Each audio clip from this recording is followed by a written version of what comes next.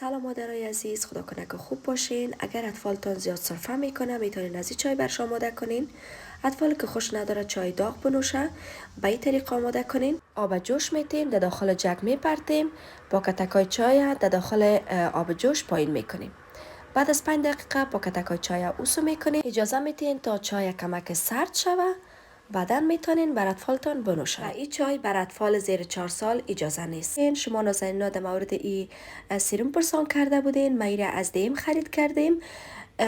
البته یکیش از زیر چشم است و دیگهش از صورت است. شما میتونین از این صبح شب استفاده کنین. البته چاشتا میتونین از این یک بار در روی تان بزنین، خیلی خوبش هسته، روشن کننده جلد است. اگر دوستایی که سبوسک مویشان زیاد شده یعنی حتی سرتان خشکی شده، از این شامپو باید استفاده کنین. این شامپو نورمال در مارکت پیدا نمیشه. شما باید پیش دکتر جلدی مراجعه کنین. اونجا وقتی که شما معاینه شدین بعدا میتونین عکس این شامپو را نشان بدین و بگوین که ما از شامپو میخوایم بر ما یک نسخه نوشته کنین.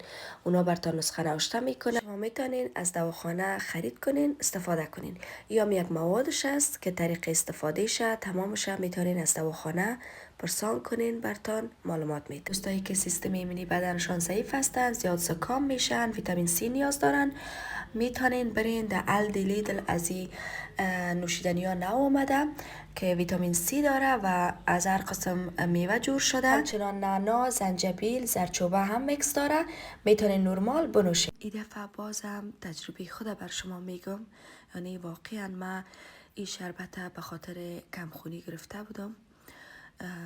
یک ماه استفاده کردم و در این روزا متوجه شدم که ما وزن گرفتیم. دوستایی که خواهش کرده بودن گفته بودن که ما برشان یگان چیز به چاقی معرفی کنم، گرچه ما بیوتین برشان معرفی کرده بود و همچنان در یک ویدیوی دیگه گفته بودم که از طرف صبح شیر امرای خرما بخورین وزن میگیرین. شما میتونین یک بار از این شربت امتحان کنین. این شربت خون خیلی خوبش هسته، اشتها زیاد میکنه، وزن میگیرین.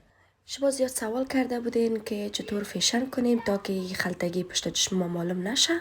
گرچه من تجربه ندارم و نمیفهمم، ولی من اینی چیزا براتون پیدا کردم از آمازون. شما میتونین در آمازون برین سرچ کنین، براتون سفارش بدین و همون قسمت چشمتان که افتادگی داره و یا یک قسم پشت چشمتان پف داره، شما میتونین پیش از اینکه فیشن کنین از این پشت چشمتان بچسبانین، بعدن میتونین فیشن کنین و ببینین که چطور است. خدا کنه که از این ویدیو خوشتان آمده باشه و بتونین مرا حمایت کنین. تا ویدیوی بعد، خداوند یار و یاور شما.